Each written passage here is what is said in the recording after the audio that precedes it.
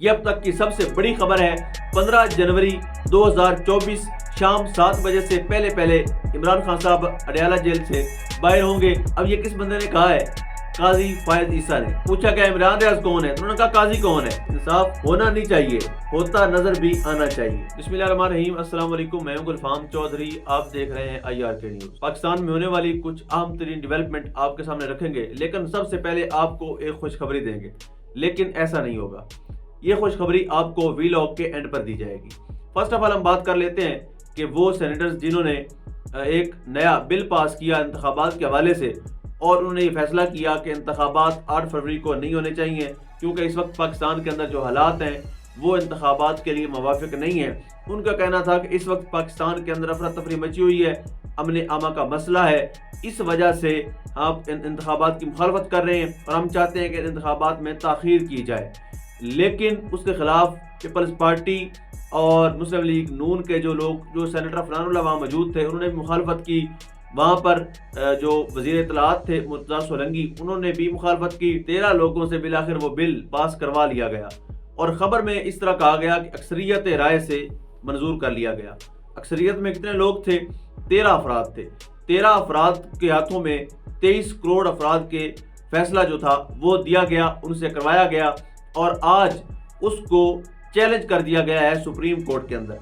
Supreme court میں آج ایک درخواست دائر ہوئی، اور وہاں پر کہا گیا کہ جی انہوں نے جو بل منظور کیا ہے اس پر چیئرمین سینٹ صادق سنجرانی اور ان کے ساتھ جو 13 افراد موجود تھے ان پر توہین عدالت لگائی جائے، کیونکہ الیکشن کا حکم کسی اور کا نہیں بلکہ سپریم کورٹ کا تھا۔ اب دیکھتے ہیں کہ اپنے حکم پر امپلیمنٹیشن سپریم کورٹ کروا پاتی ہے یا دوبارہ سے اس فیصلے کو بھی باقی فیصلوں کی طرح کوڑے دان میں پھینک دیا جاتا ہے۔ یہ امتحان سپریم کورٹ کا شروع ہو چکا ہے۔ اس کے بعد کل میں نے آپ کو بتایا تھا کہ شاہ محمود قریشی صاحب کے حوالے سے جو درخواست دائر ہوئی تھی، ان کے کاغذات مسترد ہوئے، ان کی بیٹی کے ہوئے، بیٹے کے ہوئے۔ تو آج کی تازہ اطلاعات یہ ہیں کہ PP 219 سے شاہ محمود قریشی صاحب کے کاغذات مسترد ہی کنسیڈر کیے گئے، ان کو الیکشن کے لیے اہل قرار نہیں دیا گیا، جبکہ ان کی صاحبزادی مہر بانو اور ان کے بیٹے زین قریشی کے کاغذات نامزدگی منظور کر لیے گئے ہیں اور ان کو الیکشن کے لیے اہل قرار دے دیا گیا ہے۔ اس کے ساتھ ہی فواد چودھری صاحب کے کاغذات کل منظور ہوئے تھے۔ فواد چودھری صاحب کو اجازت دے دی گئی تھی الیکشن لڑنے کی، لیکن آج کے دن میں ان کے کاغذات دوبارہ سے مسترد کیے گئے۔ صرف ان کے نہیں، ان کی اہلیہ پر بھی کچھ الزامات لگا کر کہ انہوں نے کچھ انٹرنیشنل ٹور کیے تھے، اس کی ڈیٹیل نہیں دی، اور کچھ غالباً بینک اکاؤنٹس کا ذکر بھی کیا گیا اس میں کہ جی انہوں نے بینک اکاؤنٹس کی ڈیٹیل شیئر نہیں کی، لہٰذا ان کو بھی نااہل قرار دیا جاتا ہے، اور مزید اس کیس کی سماعت کل ہونی ہے۔ یعنی یہ صورتحال اس وقت چل رہی ہے، جن کے کاغذات نامزدگی قبول ہو چکے تھے لیکن مقبولیت نہیں تھی وہاں سے جہاں سے مقبولیت ہونی چاہیے تھی، ان کے دوبارہ سے ریجیکٹ کیے جا رہے ہیں۔ شوکت بصر صاحب کی بات کر لیتے ہیں، وہ بھی امیدوار ہیں تحریک انصاف کے اور بڑے سینئر رہنما ہیں جو اب تک عمران خان صاحب کے آئیڈیالوجی کے ساتھ ڈٹے ہوئے ہیں۔ ان کے کاغذات نامزدگی جسٹس سلطان تنویر نے کل کے دن میں پاس کیے تھے، اور ان کو یہ کہہ کر بھیجا تھا کہ آپ جائیں الیکشن لڑیں۔ آج جب ان کے وکلاء وہاں پر کاپیاں لینے گئے تو ان کو بتایا گیا کہ جی شوکت بصرہ اور ان کی اہلیہ کے کاغذات تو میں مسترد کر چکا ہوں۔ اب سوچنے کی بات ہے کہ ان ججز انصاف اور قانون کی اگر پاسداری نہیں کریں گے اور پریشر میں آ کر ہی کام کریں گے تو اس ملک کے نظام انصاف کو کس طرح سے وہ آگے لے کر چلیں گے، یہ ایک سوالیہ نشان ہے۔ تو اس طرح کی چیزیں ہیں جو سامنے آ رہی ہیں، اور ایک دلچسپ خبر جو آپ کے سامنے رکھنے جا رہا ہوں کہ جی قاضی فیض صاحب کل صاحب فرماتے ہیں کہ جی کیسز کی براہ راست سماعت سے نظام انصاف میں مزید شفافیت آئے گی۔ یہ کہنا ہے قاضی صاحب کا۔ مزید کیا کہتے ہیں؟ جی براہ راست سماعت میں عام شہری بھی انصاف ہوتا دیکھے گا۔ قاضی فیض صاحب کا کہنا تھا کہ جسٹس بنا تو پتہ چلا کہ فیڈرل جوڈیشل اکیڈمی کا چیئرمین بھی ہوں، بورڈ کے اراکین میں تمام اہم شخصیات شامل ہیں، فیڈرل جوڈیشل اکیڈمی مضبوط بورڈ کے تحت کام کر رہی ہے، ہم نے اپنے عدالتی عملے کو پہلے کبھی اتنی اہمیت نہیں دی، یہ پہلی بار ہم کورٹ سٹاف کو بھی جوڈیشل اکیڈمی میں تربیت دیں گے، اکیڈمی میں جدید ٹیکنالوجی کا استعمال دیکھ کر اطمینان محسوس کر رہا ہوں، اکیڈمی میں کامیابی کے لیے نئے خواہشات ہیں۔ انہوں نے کہا صرف انصاف ہونا نہیں چاہیے، ہوتا نظر بھی آنا چاہیے، تمام فریقین کے ساتھ مساوی سلوک کریں۔ اب یہ کس بندے نے کہا ہے؟ قاضی فائز عیسیٰ نے، جن کے آپ مسنگ پرسن کیس اٹھا کر دیکھیں تو وہاں پر سردار لطیف کھوسہ صاحب کے ان کو نام پر ہی اعتراض ہے۔ سردار طارق مسعود صاحب ان کو بہت پیارے ہیں، ان کی آنکھوں کا تارا ہیں، لیکن اگر سردار لطیف کھوسہ اپنے نام کے ساتھ سردار لکھتے ہیں تو وہاں پر ان کو جلال آتا ہے, غصہ آتا ہے. وہ کہتے ہیں عدالت میں کوئی چودھری نہیں چلے گا, کوئی سردار نہیں چلے گا, کوئی بڑا نہیں چلے گا, صرف ہم یہاں کے سردار ہیں اور ہم ہی اس چیز کو لکھوانے کے قائل ہیں. اب انہوں نے ایک سوال کیا تھا کہ عمران ریاض کون ہے. اس پر جو وکلاء ہیں پاکستان تحریک انصاف کے, ان میں سے ایک وکیل نعیم حیدر پنجوتا صاحب نے جب ان سے کویسچن ہوا کہ جی پوچھا کہ عمران ریاض کون ہے, تو انہوں نے کہا قاضی کون ہے. کس نے پوچھا؟ میں تو نہیں جانتا قاضی کون ہے. تو قاضی صاحب اتنے بڑے منصب پر جب بندہ بیٹھا ہوتا ہے تو کم از کم جھوٹ بولنے سے اجتناب کرنی چاہیے. جو آپ کی ذاتی زندگی پہ کوئی بھی نہیں جاتا, خاص طور پہ ہماری تربیت ایسی نہیں ہے کہ ہم کسی کی بھی ذاتی زندگی کو آن دا کیمرہ ڈسکس کریں. لیکن سوال وہیں پر کھڑا ہے کہ کیا آپ دونوں فریقین کے ساتھ برابر کا سلوک کر رہے ہیں؟ بالکل بھی نہیں کر رہے. آپ کے سامنے اگر دلائل دینے کے لیے کھڑے ہوں شعیب شاہین صاحب, تو وہاں پر آپ کو بہت جلال آتا ہے, بات بات پر ٹوکتے بھی ہیں, بات بات پر آپ پاکستان تحریک انصاف کی حکومت کا حوالہ بھی دیتے ہیں, ان کو یاد بھی کرواتے ہیں, ان سے کویسچن بھی کرتے ہیں کہ اس وقت حکومت کس کی تھی. لیکن اگر آپ کے سامنے امجد پرویز کھڑے ہوں یا کوئی ایسا وکیل کھڑا ہو جو آپ کو سوٹ کرتا ہو, جس کی آئیڈیالوجی آپ کو سوٹ کرتی ہو, یا جو آپ جس پارٹی کو آپ سپورٹ کر رہے ہیں اس پارٹی کا وکیل ہو, تو آپ بڑے متحمل مزاج اور بڑے مشفقانہ لہجے میں ان سے بات کرتے ہیں.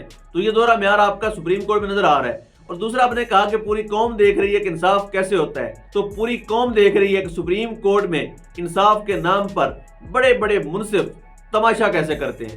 انصاف ہوتا تو اللہ جانے وہ دیکھ رہے ہیں یا نہیں دیکھ رہے, لیکن جناب نظام انصاف کو اور پاکستان کے اندر موجود اس کرپٹ جوڈیشل اور پولیٹیکل سسٹم کو ایکسپوز ہوتا ضرور دیکھ رہے ہیں.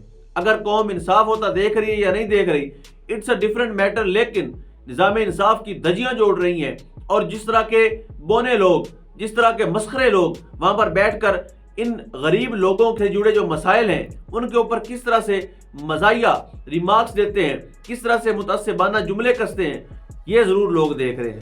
تو جناب اس طرح سے انصاف نہ کیجئے کہ لوگوں کو نظام انصاف سے ہی یقین اٹھ جائے, لوگوں کو نظام انصاف سے ہی نفرت ہونے لگے.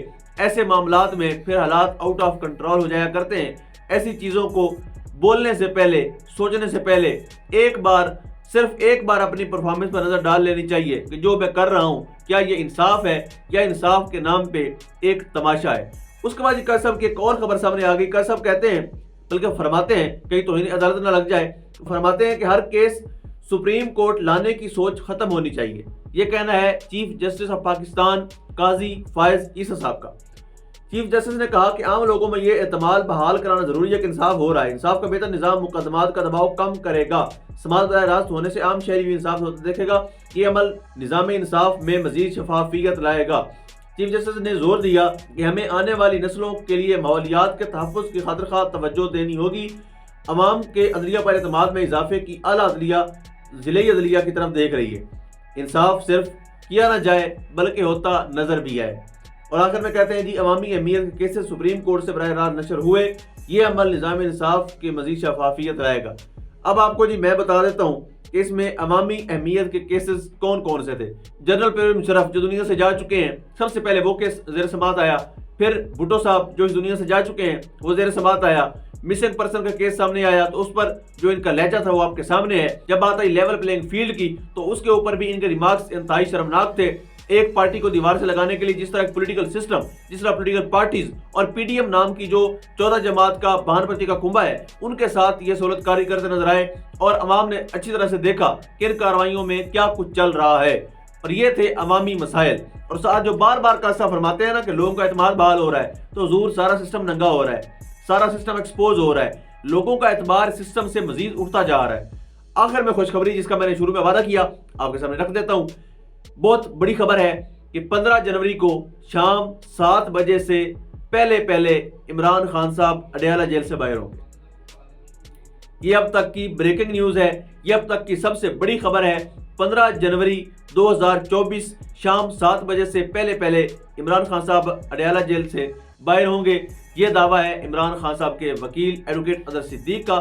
اب دیکھتے ہیں کہ یہ دعویٰ کس حد تک پورا ہوتا ہے. کیا خان صاحب اس کرپٹ پولیٹیکل سسٹم کے سامنے لڑتے فتح یابی اور فی الوقت آزادی حاصل کر پاتے ہیں یا نہیں. اس فیصلے کے انتظار کے لیے لوگوں کی نظریں سپریم کورٹ اور اسلام آباد ہائی کورٹ اور ان عدالتوں پر ہیں. اللہ پاک وطن عزیز کا حامی و ناصر ہو. پاکستان زندہ باد.